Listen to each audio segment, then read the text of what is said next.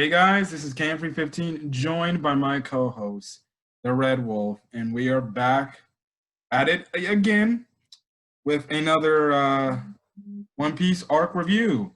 And we are nearing the end of our little arc review catch-up because I believe we only have two. We only have three more, but I'm thinking we're gonna do four more. And what I mean by four more, what we have left after this video, which is Zoe, what we're clearly talking about. We got two videos on Whole Cake Island, part 1 and then part 2. Reverie, and then I'm thinking probably for the best part, so we just don't decide to go back.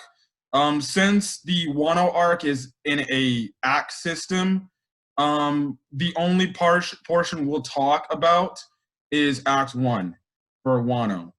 Now I know you say, well, currently right now the manga is in Act 3 and Act 2 has been completed. We're anime onlys, so maybe when Act 2 is done, we'll come back because it will be refreshed our memories of what will happen. But we'll do Act 1 of Wano at the least. Act 2, I think we'll wait. I don't know how far we're into Act 2. I think we've hit the middle part.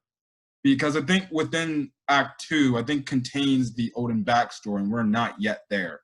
But we'll get through this. But to also keep you busy out of the Wano stuff, I'm gonna be making special and movie reviews on One Piece. But anyways, we're here to talk Zoe, which is, I guess you could say, another, well, the build-up specifically to Whole Cake Island, as well as a build-up to the Wano arc, which is only 2 arcs later, or 3 arcs later, essentially. But how did you like the Zoe arc, or what were your thoughts when you first watched it? It was kind of weird seeing human-like animals. Yeah, the Minks.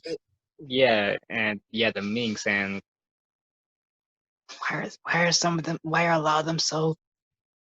Why are they so? Why? I know. They're making it even furry. See, the One Piece genre still stays the same with furries. Personally, my favorite is Carrot. Mm-hmm. Yep, indeed. Especially after what she does later on. Yes. But that isn't until Whole Cake Island. So yeah. Anyways, we're at the Zoe arc. So obviously this takes place after Dressrosa. You know that Luffy, along with Bartolomeo on his Luffy ship, like literally the mast looks like Luffy. They're on their way to Zoe. Now, some world building before we get into the main arc. Now, it cuts over to the Marine headquarters, and predominantly Kizaru says that essentially the self-proclaimed son of Whitebeard, named Edward Weevil, has took out a subordinate crew of the Whitebeard pirates. Now, his mother, Bakken, who apparently is the supposed wife of Whitebeard, or Edward Newgate, essentially is making the son take out any past members of the Whitebeard pirate crew. And also another thing is, Weevil is also a warlord of the sea, and I believe he's revealed to be the 7th one. When you first saw this character, what were your thoughts? Do you think he actually is the blood-related son to Whitebeard? At this point, we don't even know. I feel like they're just there, like they won't serve any purpose. You think he could show up later? Because, you know, they did say he is targeting Luffy. So maybe he might make an appearance in the final arc. Who knows? Maybe. Well, I guess I don't really think much of anything about them. Just that Whitebeard, is that really your wife? Well, who knows? Who knows? Like we said, so they're proclaiming themselves as the wife and the son of Whitebeard. But knowing Oda, he'll find some way to bring them back into the series. Because, in other words, if you don't know Oda's nickname, his other nickname is called Goda. Goda? Means God. Or their version of God. Because he's probably right now probably the best author in manga as of today.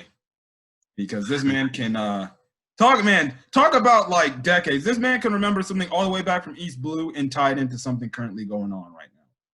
That's how crazy this guy is. So and I thought Kami means God. So obviously Oda, definitely a lot of people's favorite authors. For me, it's definitely Oda is probably a top. Horikoshi, who writes My Hero Academia, is another top. I would say Toriyama in his prime, because current Toriyama, I don't know if he cares that much. Kami! Oh, sorry. Okay. All right. So also, you know how Sabo had a little butting heads fight with Burgess at the end of Dressrosa? Yeah, so Burgess actually tracked down Sabo and he found the revolutionaries army's hideout in Baltigo. Eventually what happens is the Blackbeard pirates eventually raid him, but it isn't until CP, the Cypherpole agents, show up and kind of make the Blackbeard pirates retreat. Which is pretty interesting that the Cypherpole made Blackbeard pirates actually retreat. So, but then again, what do we know? Blackbeard's kind of just sitting on his, I guess you can say, his couch, just waiting for things to happen. And then he's going to swoop in and try to steal everything, like the fat man he is. Is there something I said with that statement? No, you can go. You can go on. Okay. Anyways, Luffy and the others, they finally get to Zoe, and we find out that Zoe is on the back of an elephant. And not just any elephant, like over like 1 million years old freaking elephant just walking in the water mysteriously for some strange reason. Your thoughts when you first saw this? Because I was like, what the hell is this? Yeah, I was like,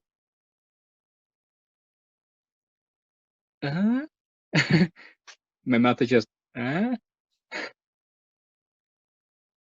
Well, I guess you can say it's fitting for the Mink tribe to live on another animal. So, and also, Zo is pretty much elephant in Japanese. Yeah, essentially. I didn't know you knew that. Well, I didn't know that. I learned. Oh, good. I just learned it when I watched the Zo. Oh, okay.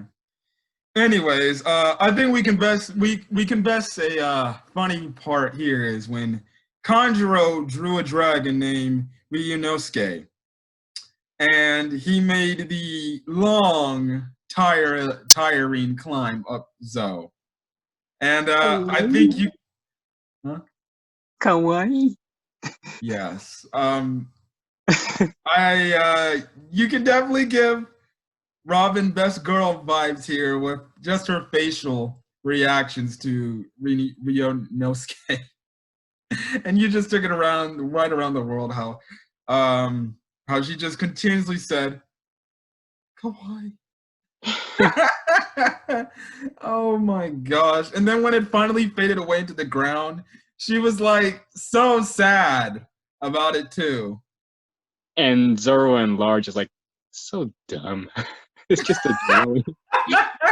I swear. You can say this is the most Robin has shown, like, I guess you could say, a side that you probably would not see of her. Not that much, anyways. I could only, like I said, the only other time where I could say like she acted in some sort of way that was, I wouldn't say out of character, but you wouldn't think she would act this way, was way back in Thriller Bark when Frankie tried to do the whole man-made robot type of thing, and Robin politely declined by saying, "Leave me the fuck alone," essentially. That will hurt my pride if I do that. Well, also she didn't want Sanji looking up her skirt. She was giving him the death stare. Yes.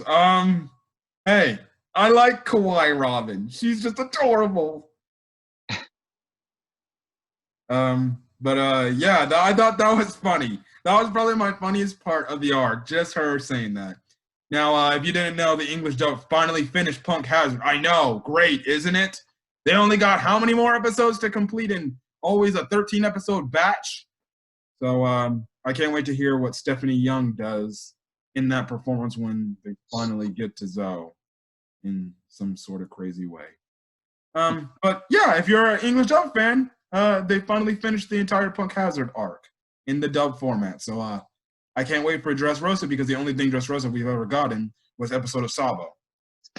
So now we finally get the arc we always wanted in dub, which is one of my wishes. So yeah. Okay. Anyways, now funny thing is this. When they're actually climbing up the elephant on the dragon, this monkey that resembles the Toy Story monkey that frickin' probably gave me nightmares 20,000 times just looking at it. Trust me, that thing is scary. When that thing first showed up, you can have nightmares. You remember how he's like, You never told me that. You never told me that. Well, I didn't get nightmares from it, but he was a pretty creepy looking doll. Is that even a doll? Well, it's a toy. It was Toy Story. Legit looked like the monkey from Toy Story. He falls on top of Kanjuro and Kinemon, and they kind of lowered down and they fell back on the Sunny.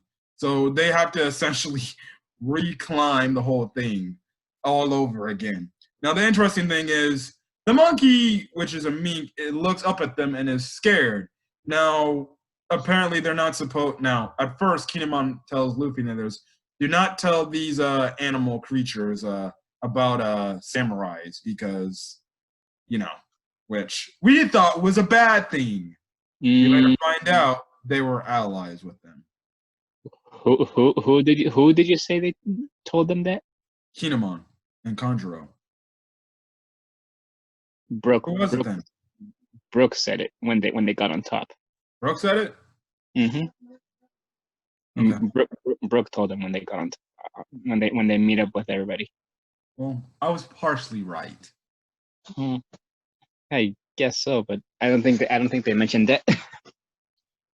Okay. No, the reason why they're also on Zoe too is they're looking for their ninja pal, Raizo, which is a guy hidden on Zoe. But after looking through these ruins, who eventually attacks Luffy and company? And we just talked about her too. It was the gorilla guy first, right?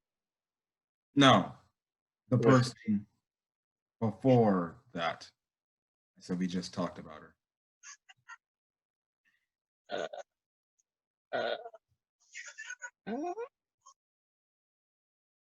Good old after a vegetable. Oh, little carrots. Yes. Probably the only time we're ever gonna see Luffy versus Carrot. The only ever time. Definitely was fierce fighter. Again, Carrot, I know as crazy as it says, I'm not mostly into furries, but with Carrot, I feel some sort of way.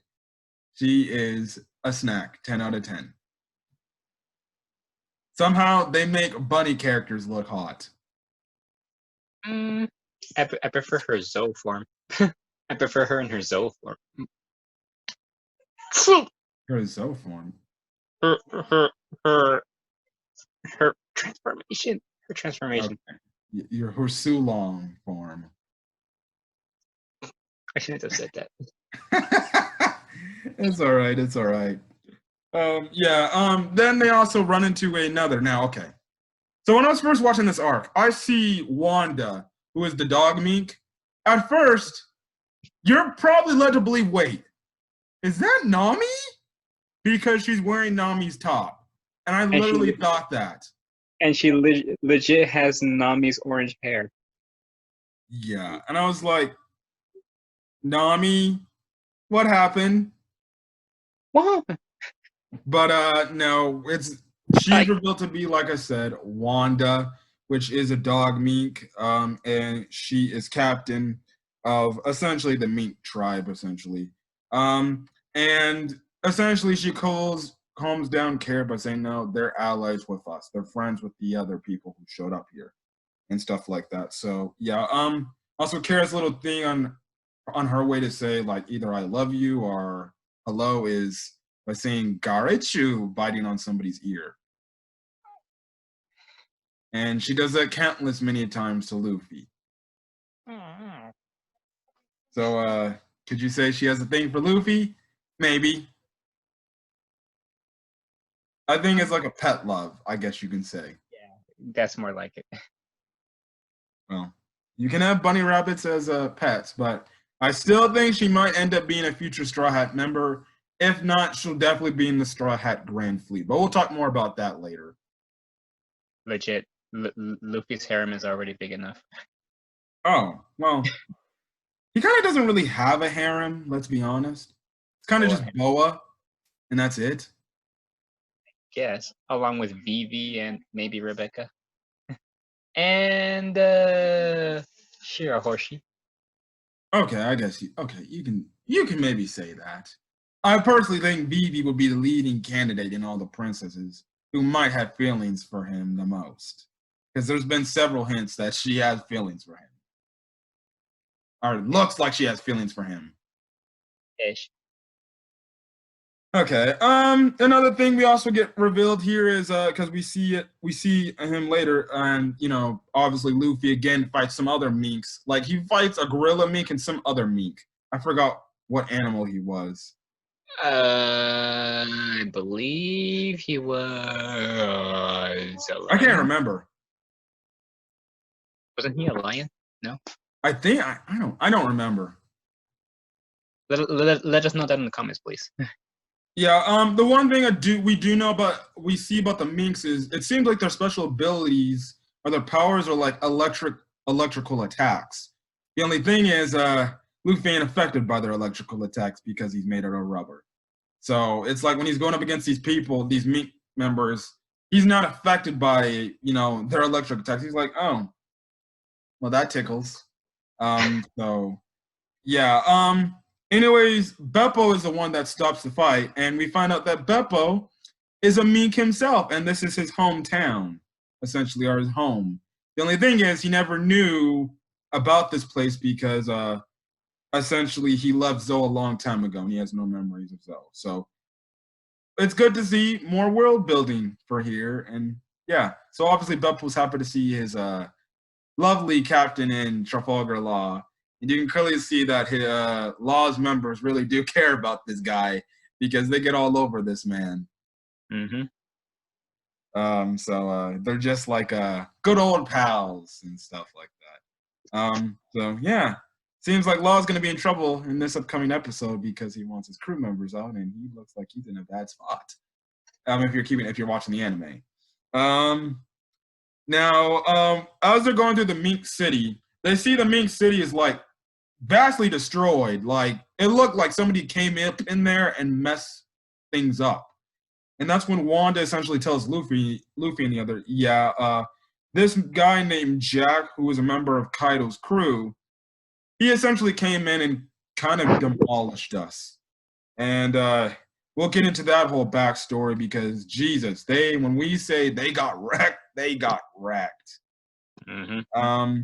So would you care to explain some things Nami said when they finally are reunited with the rest of the crew somewhat? Yeah, she straight up just hugged Luffy saying, Sanji isn't here and Sanji is gone. Yeah. You could probably put that nice little hug a Nami x Luffy shipping moment if you're that type of person. It did look like it that type of way too. Okay. Plus Nami in that era. Yeah. And then when I saw that hug, I'm like, Jesus, Nami is so much taller than Luffy.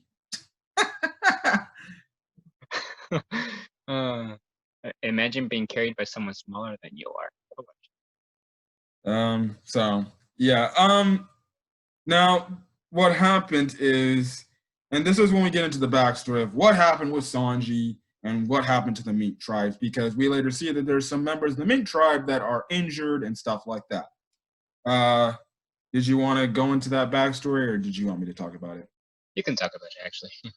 Okay. Now, obviously, we knew after the Sunny left for Zoe after Dressrosa, after getting away from Doflamingo, we all saw that the Big Mom pirates were clearly after them. Now, the people leading in charge were Pekrams and Beiji, also one of his right-hand members, Vito, the guy who has his tongue sticking out and stuff like that. They're chasing him, but events happen where eventually they lose sight of the Sunny. They eventually find Zoe. They climb up Zoe, and when you think things couldn't get any worse, they sometimes, they deal a little bit with some grunts of the Beast Pirates, but the thing is this: they kind of showed up late to the party with what happened because only a few days earlier, like I think 2 days later, that's when the Minks kind of got. And so what happened was Jack, who essentially is the right-hand man of Kaido, even though I've seen the power of King and Queen, and I really doubt how is Jack the right-hand man of Kaido when you could say Queen and King should be. But who knows? Have we really seen his true power? Yeah, I guess we haven't really. Let's be honest. We haven't seen what Jack can really do. Unless you read the manga. Or unless you're reading the manga. Essentially, he attacked the Minks because at first, he's asking the Minks, do you have a ninja amongst you? And stuff like that. But the Minks are like, we have no such thing you're asking for. And he's like, okay, then fine. If you're not going to cooperate, then we're just going to destroy your town. Now, the Minks at first, they do fight back. Hell, you got kids fighting back. But yeah, it served too much for them. Jack. Well, I forgot to put his devil fruit in here, but I'll put his devil fruit when we get to Wano.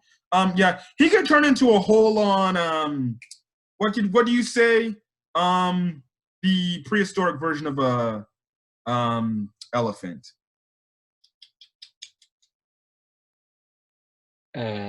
So? No, Jack's transformation. Crap, I forgot it. Yeah. I know it should be easy. Oh, a woolly mammoth. Woolly mammoth. Stupid. Oh yeah, a woolly mammoth. I know, guys. I know. I'm so stupid. I don't know my history. His devil fruit makes him transform into a woolly mammoth, an elephant, whatever you want to call it, a mastodon. Preferably, I believe it's an agent Zoan devil fruit that turns him into a woolly mammoth. And when he goes into this form, he essentially wrecks everybody. Like, they're screwed. 2, they also poison the town by having these poison gases in the air that were created from Caesar. Great. It's not like we didn't have to deal with any past poisons. Mm-hmm. So he poisons the town. Also, we later get revealed due to Dog Storm and Viper Cat are Nekomamushi or Inuarashi that literally these dudes were like messed up so bad that they were both nailed to a cross and kind of crucified. So he really did a number on this town along with the other Beast Pirate members. Yeah. Which I guess you can say definitely makes you want to hate Kaido's crew much more and stuff like that. So fun fact, when they have this opening, if you watch the anime, for some reason they portray it as Luffy fighting Kaido. But he never does, because Kaido's never in this arc to be seen with, unless it's like, Jack saying, oh, yada, yada, yada, which we'll get into the end. I did find that hilarious, and I'm like, no, he fights him in Wano. You're totally off with that. And technically, Jack is the main antagonist, and he kind of does much of nothing here. Ish. Yeah. All right. Now, what happens is at first they see Inuarashi. Now, I believe it's Inuarashi, which is Duke Dogstorm, the dog-looking guy. He lost a foot, or lost a whole leg in this whole issue that happened. He tells Luffy he knows who Shanks is because he met him, which is more world building too. Which I'll explain later how he knows Shanks. Now, the thing that's interesting is this. So, you know the whole butting heads about dogs versus cats? Yeah, they definitely bring it here. So Inuarashi and Nekomamushi, they have like a butting heads rivalry.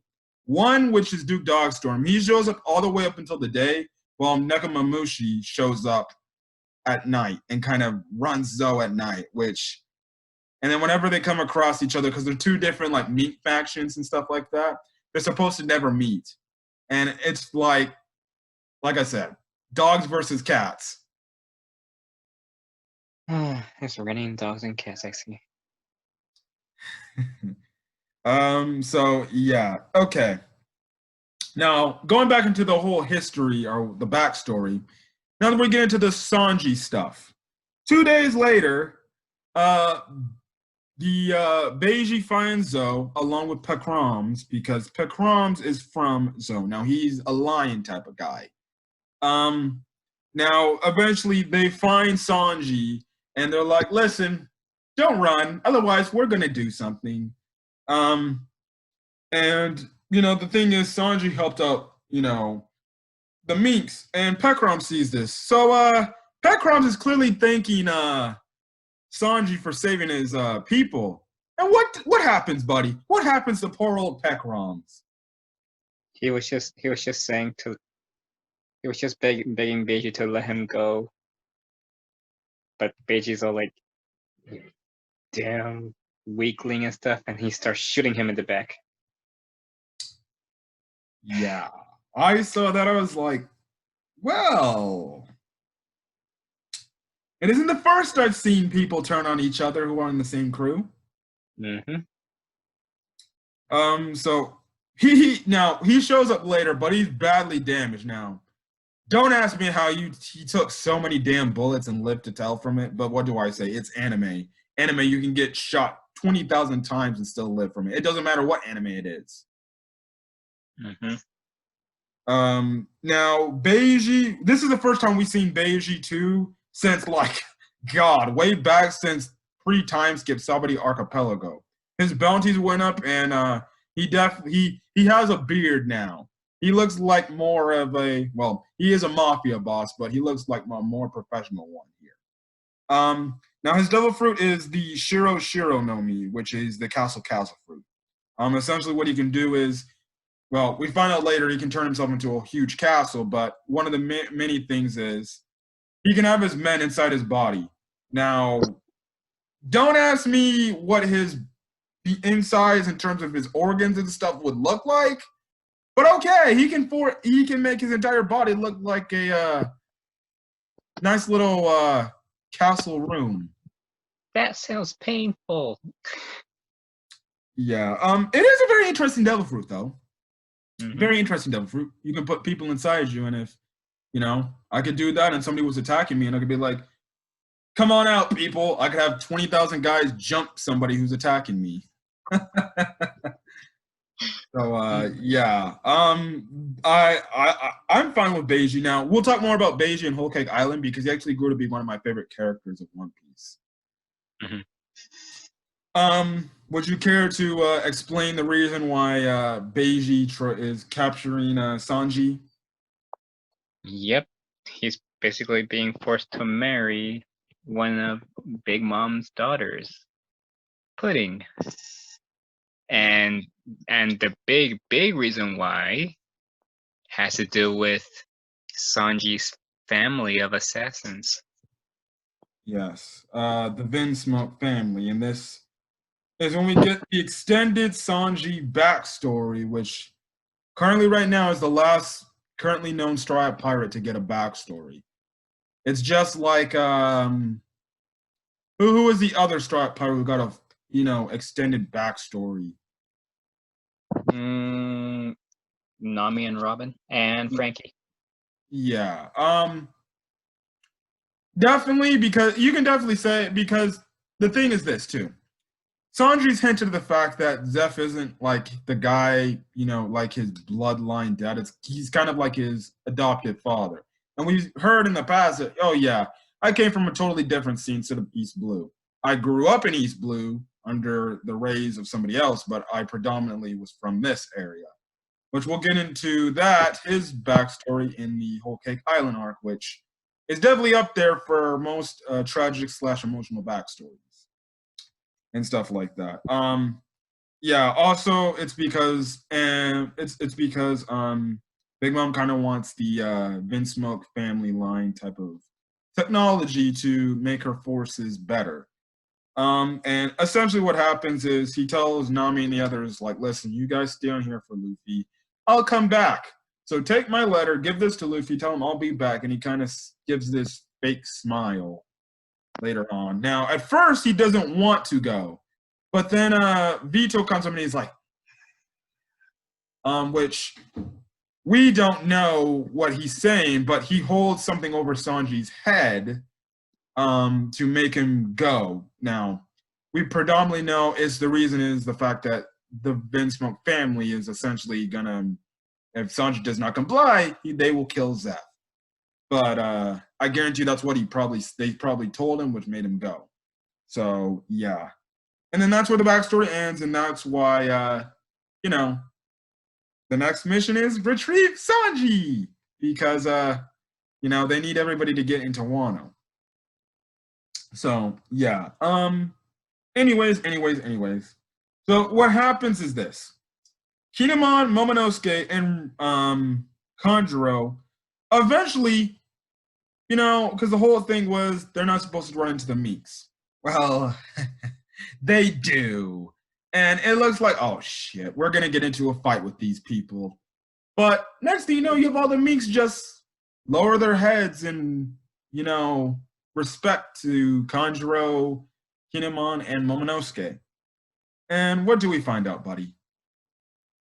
That they were they were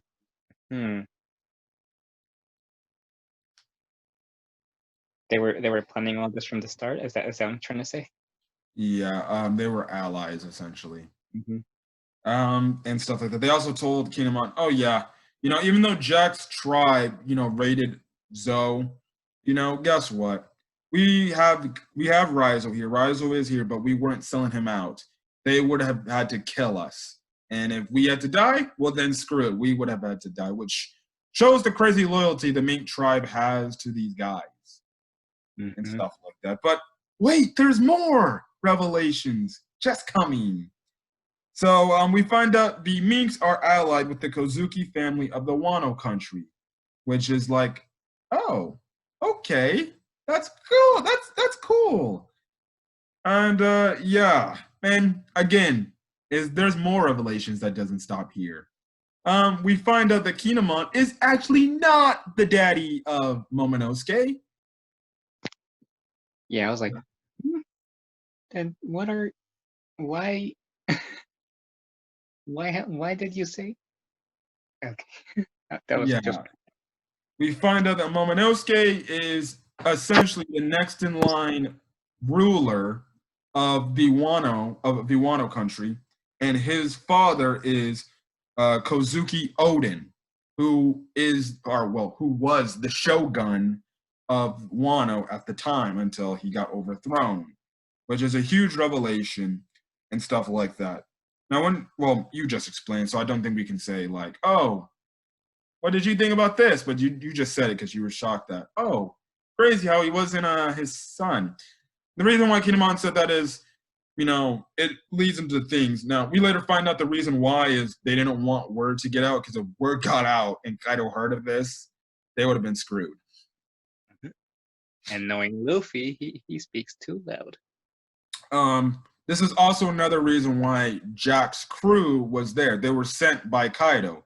Probably from Orochi's word, because you know how paranoid he is about the 20-year prophecy. We shouldn't say anything about that yet.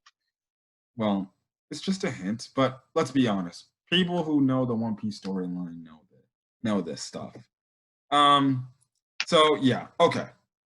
So more revelations here, guys. I kid you not. Zoe is just a bunch of revelations, which is a nice build-up arc. So we see Rizzo. Rizzo is a odd-looking fellow. He's got a very big head. And we see him chained up. When they finally release him from his chains, Robin sees this very interesting thing we haven't seen in quite a while, and that is a poneglyph. But this time it isn't gray like typical poneglyphs. It's red. And I'm like, okay. A red poneglyph. Did somebody dye this red? But we find out that after Robin reads it, she says it reveals a message of a map type of way. And essentially what the Minks say, but it's Nekomamushi, the cat guy, because they find him later. He says this is a road poneglyph. Essentially, the red poneglyphs are road poneglyphs. The thing that makes these poneglyphs different from the regular old poneglyphs is this. Now, there are only 4 of these road poneglyphs. Now, the 4 of them lead to an island after you all read them. After you all read them, the island it leads to is the island which holds the One Piece, Laugh-Tale or Raft-Tale, which essentially if you find these 4 road poneglyphs, you read them, you get what they understand, and essentially gives you the right and the direction to take you to the island where the One Piece is at, which is insane. So what did you think when you heard this about these 4 poneglyphs saying essentially were the key points to getting you to the island of the One Piece? Well, Luffy, looks like you really are going to become king of the pirates. Now, Nami does bring this mention up near the town of the arc. She does make a mention, the fact but aren't we supposed to go by like the log pose? But then, I think it was Nekomamushi who said like, oh no, the log pose would take you somewhere directly else. You can't find Raft-Tale using the log pose. You need to find these road poneglyphs. So, okay, we have 1 on Zoe. So obviously our characters read 1.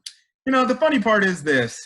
It ain't going to be easy to find the other 3 because 1 road poneglyph apparently is lost. We still don't know where that other road poneglyph is at currently in the timeline or currently in the story. And you think things couldn't get worse for the other 2. The other 2 road poneglyphs the fact is 1 is with Kaido on Onigashima, and another 1 is with Big Mom on Whole Cake Island.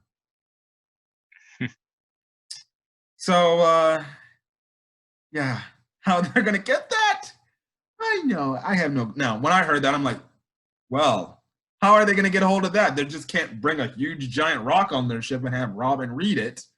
Now, Robin later tells Brooke before they all leave, like, get a sketching of it, make sure you, stamp it so I can get it and then read it. So, yeah. Listen, that was a huge revelation. Another huge revelation is this, we find out, which ties into the whole things about the Poneglyph backstory. We find out that the Kuzuki family invented the Poneglyphs, and they also knew how to read and write them. So at first we thought, oh, it was the people of the old civilization from the Void Century that did the Poneglyphs, was able to read them and come up with the language on the Poneglyphs and write them. Oh no. It was the people from Wano who did all this, which is very freaking huge because currently right now we know Wano is a closed up nation. They're not affiliated with the world government. They're its own little country. It's even hard to even get up into the border of Wano. So we definitely are, I guess we can definitely deduce that the ancient civilization, the ancient country in the Void Century that apparently got overthrown by the world government had some sort of connection with the Wano country, which, mind blown. And I guarantee you, maybe because we know this, Robin's home country, crap, I forgot her home country's name in her place. But anyways, I don't know if they explained this, but her country can read poneglyphs as well, which is like, do you think somebody from Wano came to or left Wano and maybe ended up in Robin's country, taught these people how to read the poneglyph teachings, and it just been a generational thing, even though it was illegal when it found out. Definitely, you could say that these. What if the one who taught them was Robin's mom? What do you mean? I mean, what if it was Robin's mom who, I don't think Robin's mom came from Wano. What if she did that while she was exploring? Oh no, forget it. It was too much. I think that's no. There's no way, because if we're talking about the Kozuki family line, it must have been like the very first members of the Kozuki family that did this. And like I said, I'm guessing Wano must have had some sort of relationship with the old civilization. They must have eventually said, hey, here's how you can read and write these poneglyph teachings and stuff like this ancient writing and stuff like that. And it's also interesting too, when you think about it, because we know the old civilization got overthrown by the world government.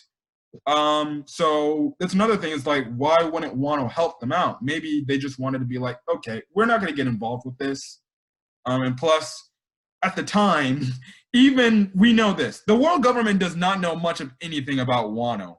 Even today, they're like, do not go there. They have extremely strong samurais, and you don't want to mess with them. Well, and then plus another reason why they don't want to go over there is because Kaido's there. A whole emperor is there, and they don't want to mess with that, even though you could say, isn't the Marines should be doing their job, but I call them cowards. Hear that?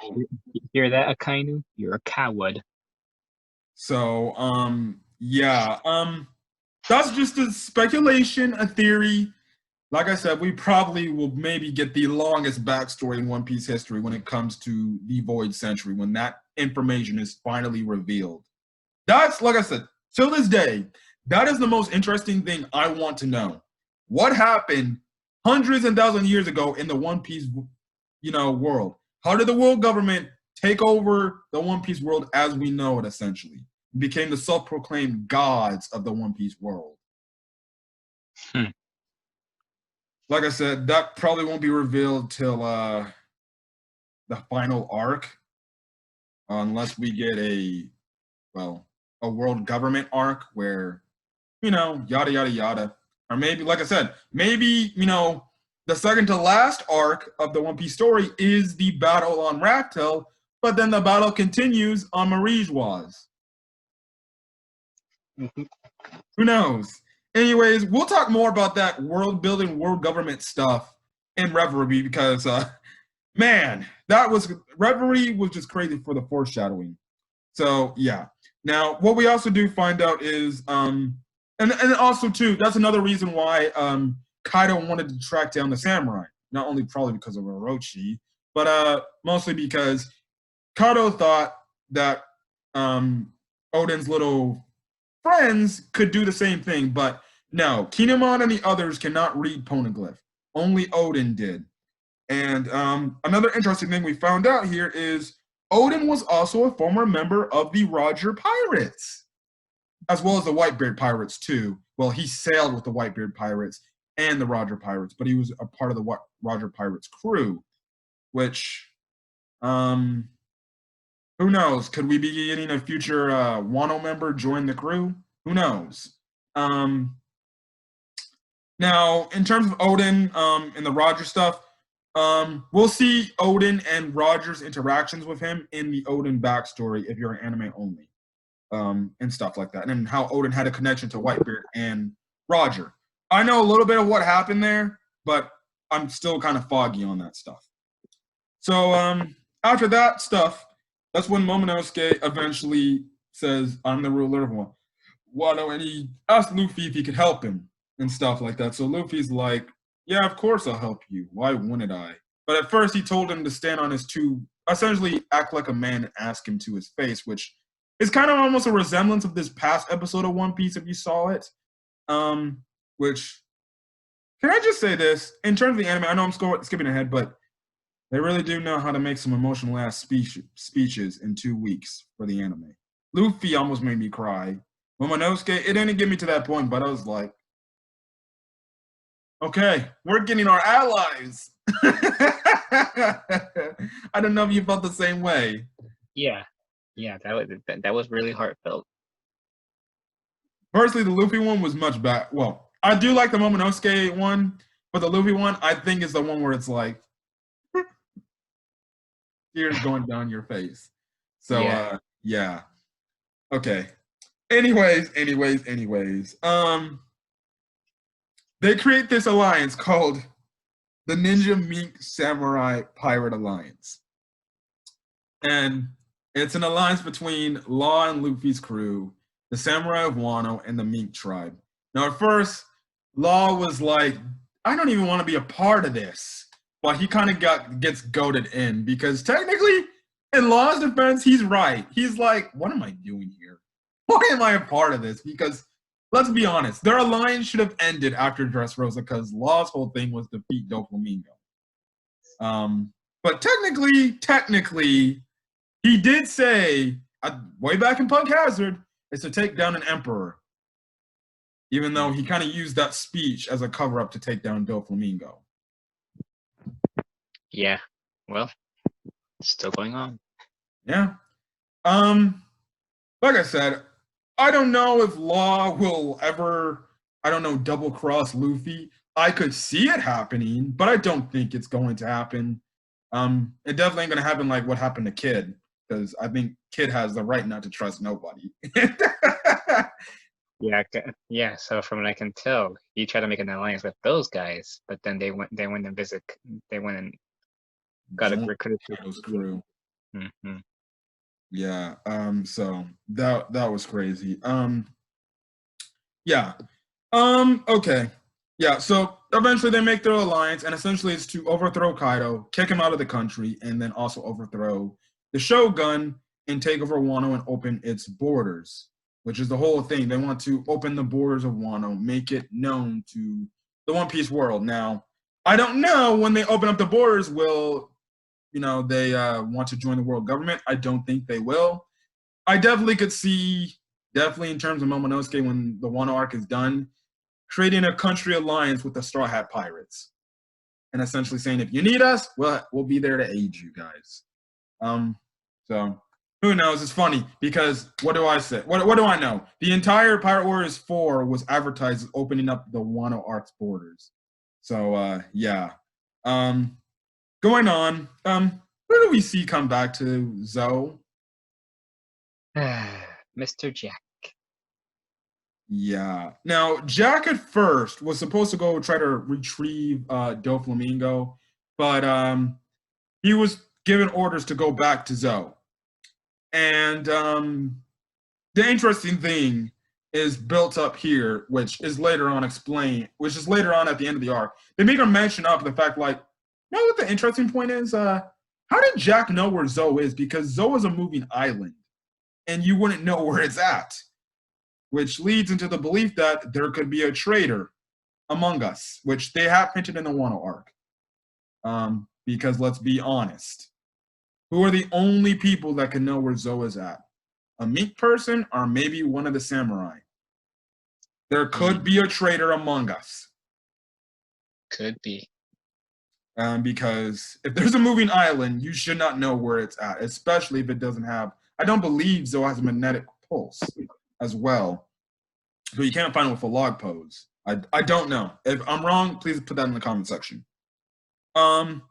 Anyways, what we do find now, well, what Jack comes back is he's going to kill Zunisha, which is the elephant's name. Now, Inoue Rashi and Nekomamushi, they also say, oh yeah, we sailed with Whitebeard and we sailed with Goldie Roger. The only thing is we didn't go to Laptail. So don't ask us anything about the One Piece or nothing because we don't know. We went that far essentially, which also ties into how they know Shanks. We know Shanks used to be on Roger's crew as a young little kid, along with Buggy the Clown.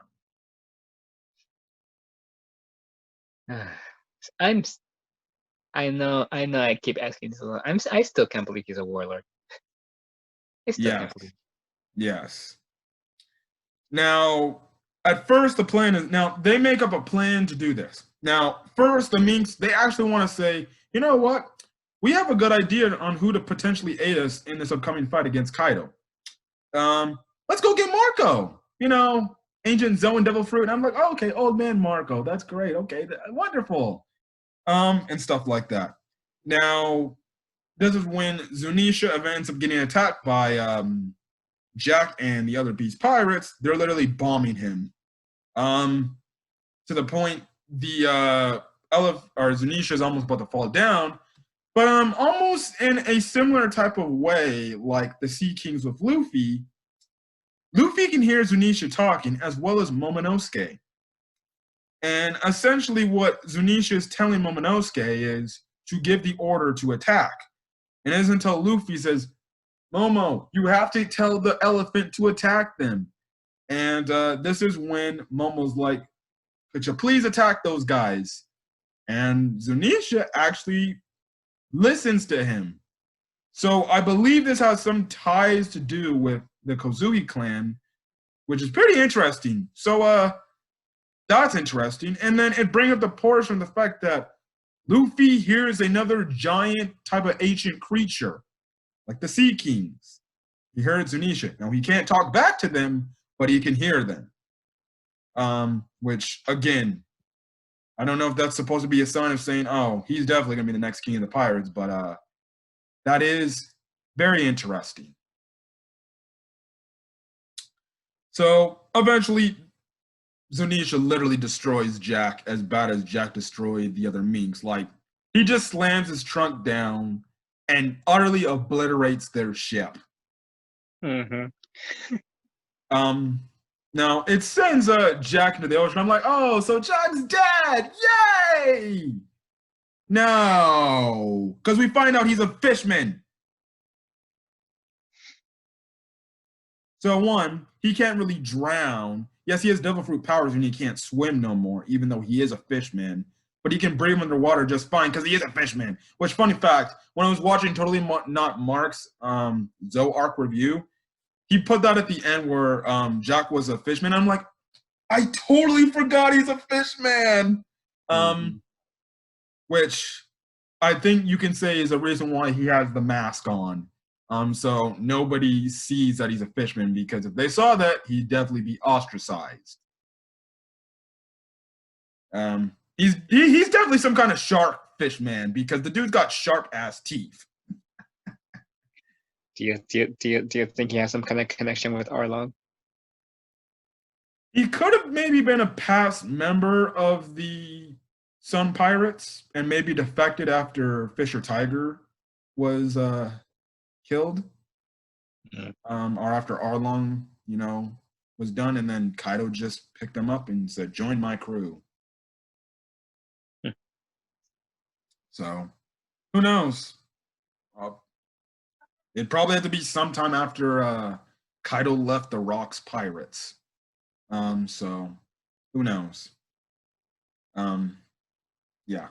Anyways, Scratchman and Pooh, because we cut over to, Onigashima, which is located in Wano, and you cannot confuse me enough. Why is it always thunderstorms over there? It's like some kind of dark Power Rangers layer.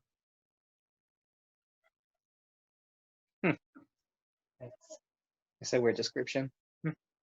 Well, let's be honest. If you ever watch Power Rangers, the main bad guys always live in these dark places, these places that have all this evil stuff going on. Yep, that's how creative the Power Rangers can be. I say sarcastically. Well, at least Power Rangers back in the day was good. Now, I personally think they suck. But what do I know? I haven't watched Power Rangers in decades. Me neither. Oh my god.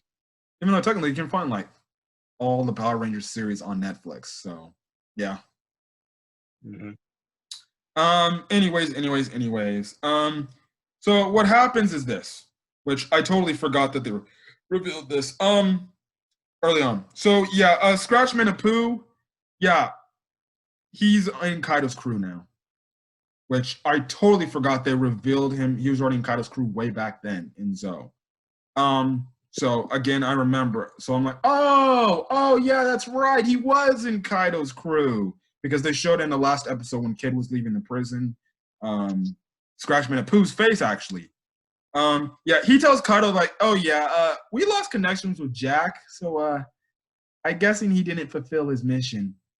And Kaido, who apparently cannot be sober 24/7, he gets very upset about this, and he throws his stupid beer bottle or his sake bottle. He's like, damn it! Why can't people do my plans? But the interesting point is, what do we see in the background who's chained up? Kid. Yes. Yeah, so Kid has been captured because it seems like he wasn't willing to submit to Kaido because we know Kid ain't like that. Mhm. We don't see Kid later till the Wano arc, so that is pretty funny.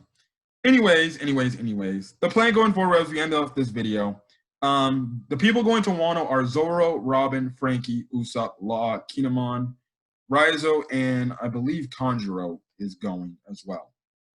People going to Whole Cake Island is everybody, or Luffy and everybody that didn't do anything in Dressrosa. So, you know, I personally like it. You had the characters who didn't do nothing in Dressrosa. This is their arc to shine in when we get into it next week. But yeah. Also with the joins of Pekrom, who will take him to Whole Cake Island, even though he did it reluctantly, as well as Pedro.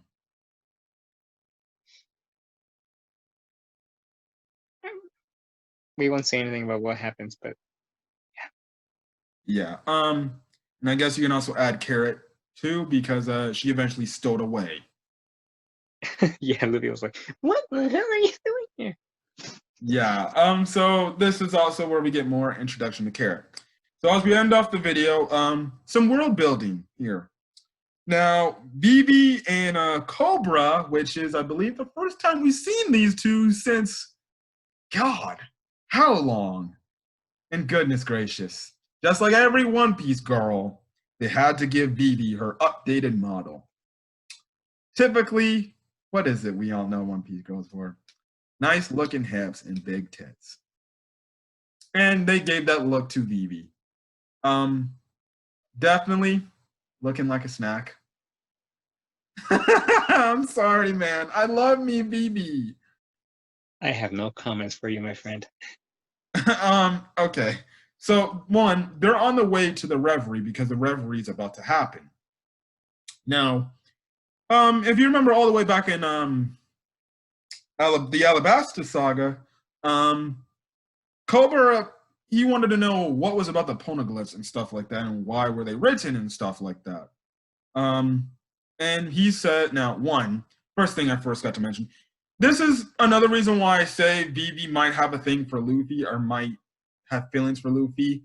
In this scene, Cobra literally says, I had so many people to set you up to marry, because the thing is this. For some reason, during 2 years, Cobra got very freaking sick. Like, the dude looks like he's on his deathbed, but for some reason, he's still going out. So could we potentially be getting a Cobra emotional death in the near future? I don't think I can handle that. I don't think so either. So, and we obviously know that BB's next in line to rule, and Cobra's like, I got so many people to take, so you can marry, dear. And you just have Vivi like give the whole Captain America speech at the end of Avengers Endgame, where she just looks, she's like, no, I don't think I will marry anybody, not now, especially not anybody you just recommended. And I'm like, is that a hint that she likes Luffy? Is that really a hint? It could be. Let's be honest. there were signs way back then. She did apparently have some sort of feelings towards Luffy. Let's be honest. She's the first girl that had her whole country saved by a pirate. Mm. And hey, she honestly might be saved by Luffy again because apparently Oda hinted that she might be in danger. Heck, in Reverie, they kind of hint at she is potentially being targeted by some world government members. Do you mean Celestial Dragons? It's that shaded guy they saw. Hmm. I think his name is Emu. Yeah, because they show he has a picture of her in Reverie. We'll talk about that when we get to Reverie. But Oda has hinted that, oh yeah, Hancock, Sabo, and Vivi are going to be very integral going into, I guess you could say, the finale of One Piece, which is very interesting. Mm-hmm. So yeah, I won't say the reason on Hancock because I don't want to spoil my buddy. I kind of know what they mean by Hancock because I did look a little bit into the manga a bit, but I know what they mean by Hancock. Sabo, we know. Vivi, who knows? We just know she's being targeted by the world government. And the crazy thing is, she is on Reverie at this current point in time. So yeah. Now, I think another reason why she could also be targeted and might definitely be captured is the fact that her daddy is going to ask the world government about the Poneglyphs. And we know how quiet the world government wants to act when it comes to the past and the Poneglyphs. They, trust me, if they don't want the public to hear, they definitely don't want to have any kingdoms hearing this nonsense, what they did. I'm telling you, they must have did something so bad that people will look at them like, wait, we had to take orders from these guys? Something bad must have had to happen. They must have to destroying a whole ass island, by my calculation, and maybe killed thousands of people. Well, let's be honest, they did, because they had to take over the entire One Piece world to do it.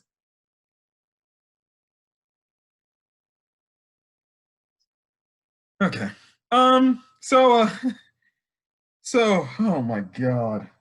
So, you know Sabo's annoying ass brother? Yeah. His brother and his wife make appearance at the end of the Zou arc, referencing that they're going to the Reverie as well. Their kingdom is the Goa Kingdom. Now, again, my only defense to Sabo is I understand that he did not like his family, but let's be honest. If Sabo had just stayed in royalty, he might have probably been actually a respectable ruler. Yeah, you're right there. I say I like Sabo. I do like Sabo. I'm just saying, I know he was a kid and you wouldn't think in the far future, but I'm like, let's be honest.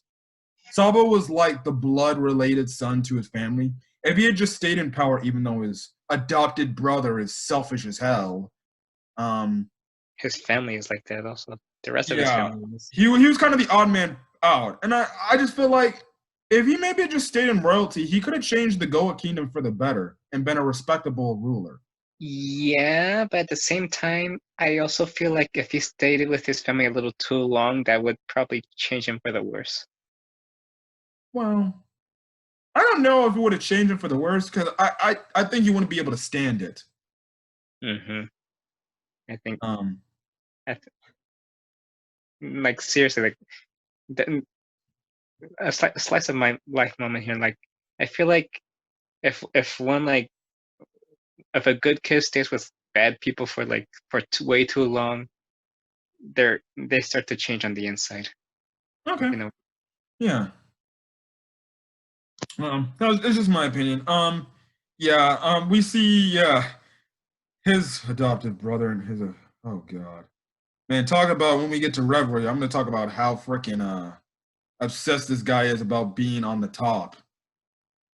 He's idiot. That's all I can say. Yeah, he literally tried to sit on the chair that no one is supposed to sit on. Mm-hmm. So yeah, we see other former members. We see like Rebecca's family heading to the Reverie. Shirahoshi's family's heading to the Reverie. We see Dalton and Dr. Kareha heading to the Reverie. We see the worthless loser Wapol as well. Yeah, he's still a thing. Oh, wait till we get into Reverie, man. We'll explain how he's there in the first place. I don't know why, but okay. Also, in other news, the Revolutionary Army base, like I said earlier in the video, was destroyed by Blackbeard, but the Cypher Pole showed up and kind of made them retreat. So, interesting there. Which we later do know that the Revolutionary Army, they kind of retreat to Ivankov's little island of very feminine males. That's the most respectable way I can say it. I'm not gonna get into any details. Yeah. Yeah, and that's kind of it. That's all I gotta say. Zoe was still a pretty good arc. Definitely world built for, the world. We got definitely, you could say, endgame. And I think this is, I think this is the start of the Yonko saga. Because from Fishman Island to Dressrosa was the New World saga. We're currently right now in the Yonko saga. And we're definitely, and I think after Wano, I guess you can probably say the End saga and stuff like that, or probably the Raptail saga. Who knows what they might call that saga, but it was a good world building arc. It world build, what's going on. It definitely, starts the process and the building to the next arc, Whole Cake Island, which is a whole, craziness over there, and then Wano as well. So it's like, I guarantee you One Piece fans at the time, if they were really hyped for Wano, you're like, we're just gonna get Sanji and then we're on to Wano. So yeah, I guarantee you being a One Piece fan at this time was probably the best. So yeah, I never could experience. I'm even tempted to just be like, you know what, screw it. I'm gonna read the manga, catch up, and just read what's currently going on, because apparently the last manga chapter made people cry. Mm-hmm. I just seen people's thumbnails. Of people saying, this last chapter made me cry. Also, shout outs to the One Piece anime for finally making it to 950 episodes. They're only 50 more episodes away from episode 1,000. Isn't that great?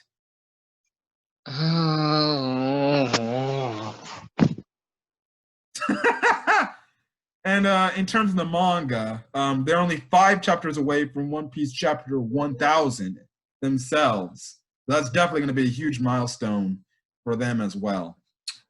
So, yeah. Anything you want to say closing up the Zoe arc and how much you liked it? Yeah, I definitely like it. It's from characters that I really